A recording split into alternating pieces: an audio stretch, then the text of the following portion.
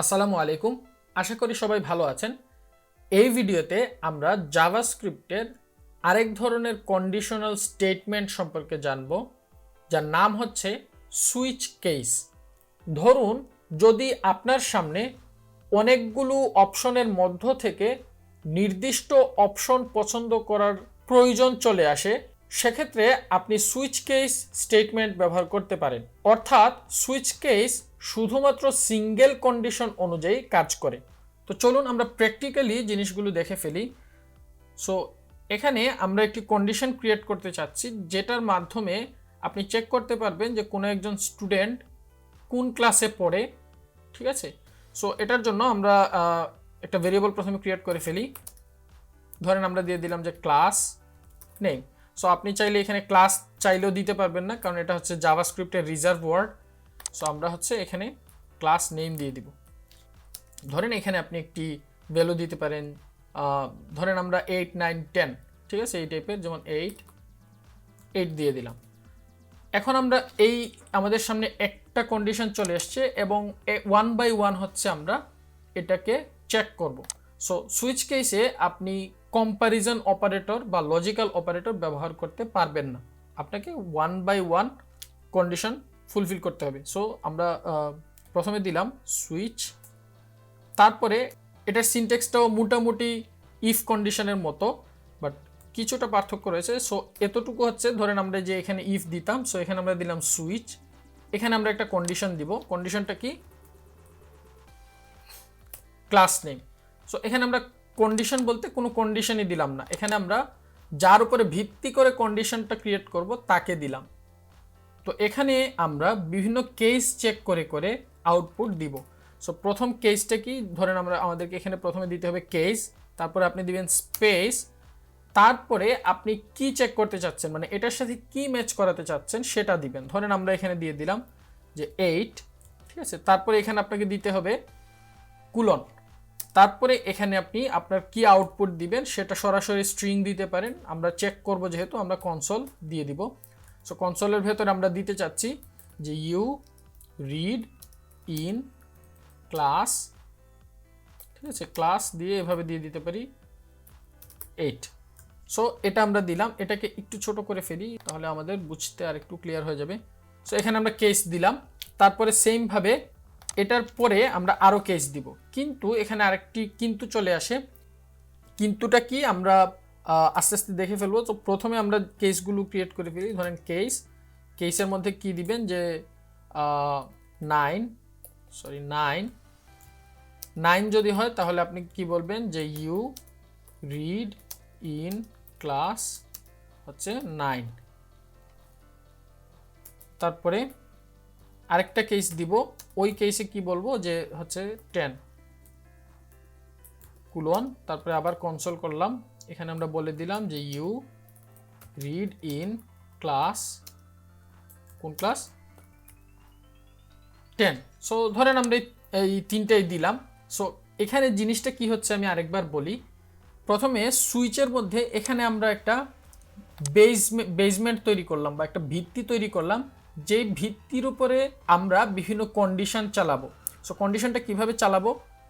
কন্ডিশনের মধ্যে আমরা কোনো কম্প্যারিজন, কোনো লজিক ব্যবহার করব না, আমরা সিম্পলি আউটপুটটা দিয়ে দিব এবং এটা যদি হয় তাহলে এটা হবে, এটা যদি হয় এটা হবে, মানে আমরা স্ট্রিক্ট সরাসরি আমরা একটা কন্ডিশন দিব এবং এটা ফিল আপ করলেই আউটপুটটা আসবে। সো এখানে কোনো লেস দেন গ্রেটার দেন এই টাইপের কোনো ঝামেলা নাই। সো এটা কিভাবে দিতে হয়? প্রথমে আপনি সুইচ লিখবেন, তারপরে এই যে এখানে ফার্স্ট ব্র্যাকেট দিবেন, ভেতরে একটা কন্ডিশন কার ভেতর থেকে চেক করবেন সেটাকে দিবেন, তারপরে কার্লি ব্রেস দিবেন। কার্লি ব্রেসের ভেতরে এখানে আপনাকে কেস দিতে হবে। তারপরে এখানে এটা যদি স্ট্রিং হয় তাহলে আপনি স্ট্রিং দিবেন, যদি এটা নাম্বার হতো, ধরেন নাম্বার দিয়ে যদি কোনো চেক করার প্রয়োজন হতো সেক্ষেত্রে আপনি নাম্বারও দিতে পারতেন। সো আমরা সরাসরি স্ট্রিং দিয়ে চেক করছি। তারপরে আপনাকে দিতে হবে একটি কুলন, তারপরে হচ্ছে আপনাকে আউটপুটে কি আসবে সেটা দিলেন। সো এখানে আমরা কনসোল দিয়েই করলাম, যেহেতু আমরা হচ্ছে আউটপুট দেখতে চাচ্ছি আমাদের টার্মিনালে। সো এভাবে দিলাম, ফাইন। এখন আমরা যে কাজটি করব, প্রথমে আমরা দেখি, এখানে দিয়ে দিলাম 10, তাহলে কোনটার সাথে ম্যাচ করবে? এটার সাথে, তাহলে আউটপুট আসবে যে ইউ রিড ইন ক্লাস 10।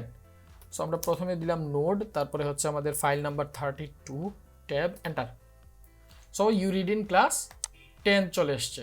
আচ্ছা, এখানে যদি আমরা দিয়ে দিই 8, তাহলে ট্যাব এখানে যে জিনিসটা ঘটলো এটা একটু বিদঘুটে হয়ে গেল। কেন? কারণ আমরা চাচ্ছি একটা আউটপুট, কিন্তু সে দিয়ে দিয়েছে সবগুলো।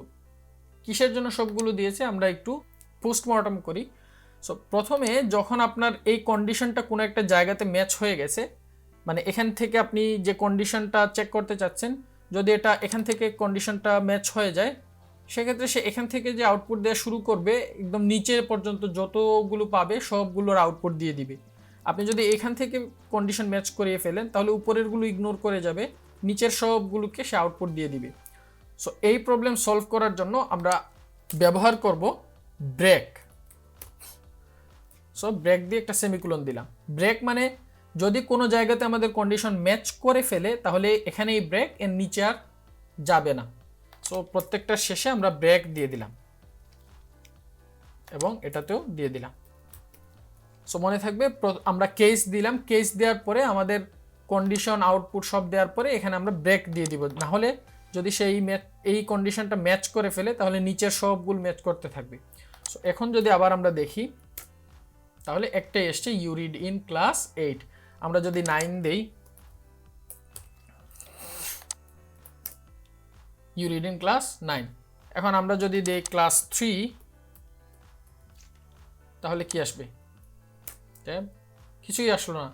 সো আমরা কিছু একটা তো দিতে চাই, কারণ এখানে কোনো একটা কন্ডিশন যদি এরকম আসে তাহলে আমরা ধরেন এখানে ইফ কন্ডিশনের মতো ইফ যদি কোনো কন্ডিশন ম্যাচ করে তারপরে এলস ইফ, ওইটাতেও আমরা কোনো একটা কন্ডিশন দিচ্ছি ম্যাচ করার জন্য।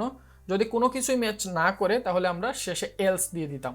সো এখানে আপনি যেটা দিবেন সেটা হচ্ছে ডিফল্ট। ডিফল্ট দিয়ে এখানে আপনি জাস্ট কুলন দিয়ে দিবেন। এখানে আপনার আর কোনো কন্ডিশন দিতে হবে না। কুলন দিয়ে আপনি আউটপুটটা কি আসবে সেটা দিয়ে দিবেন। সো এখানে আপনি দিলেন যে ইউ আর এ, ধরেন দিয়ে দিলেন জুনিয়র স্টুডেন্ট, ঠিক আছে। সো এতটুকু আমরা দিলাম। এখন আমরা চেক করি, ধরেন এখানে আমাদের কি আছে 3 থাকলো, এন্টার দিলাম, তাহলে you are a junior student. যদি আমরা দিয়ে দিই হচ্ছে 10 তাহলে কি আসবে যে you read in class 10। So আমরা সুইচ, কেস, ব্রেক, ডিফল্ট এই জাতীয় জিনিসগুলো কিভাবে ব্যবহার করে আমরা একটি কন্ডিশনাল প্রোগ্রাম তৈরি করে ফেলতে পারি সেই জিনিসগুলো আমরা দেখে ফেললাম।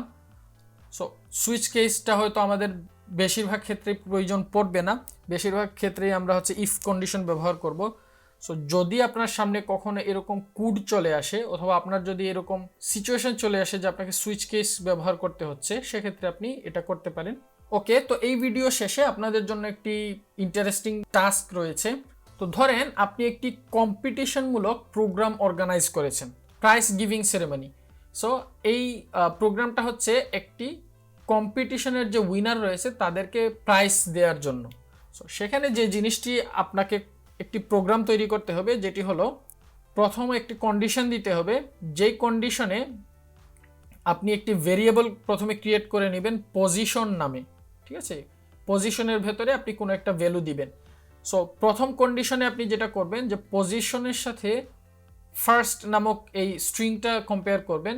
যদি এটা ট্রু হয়ে যায় সেক্ষেত্রে আপনার আউটপুট আসবে congratulations, you have won a laptop, ঠিক আছে। তো এটা হচ্ছে ফার্স্ট প্রাইজ। সেকেন্ড কন্ডিশনে আপনি যেটা দিবেন যে পজিশনের সাথে যেন যদি সেকেন্ড ম্যাচ করে সেক্ষেত্রে আউটপুটটা হবে congratulations, you have won a smartphone. তারপরে থার্ড কন্ডিশনের মধ্যে যদি পজিশন ভেরিয়েবলের মধ্যে থার্ড এই জিনিসটা পাওয়া যায় তাহলে আপনি যে আউটপুটটা দিবেন congratulations, you have won a smart watch.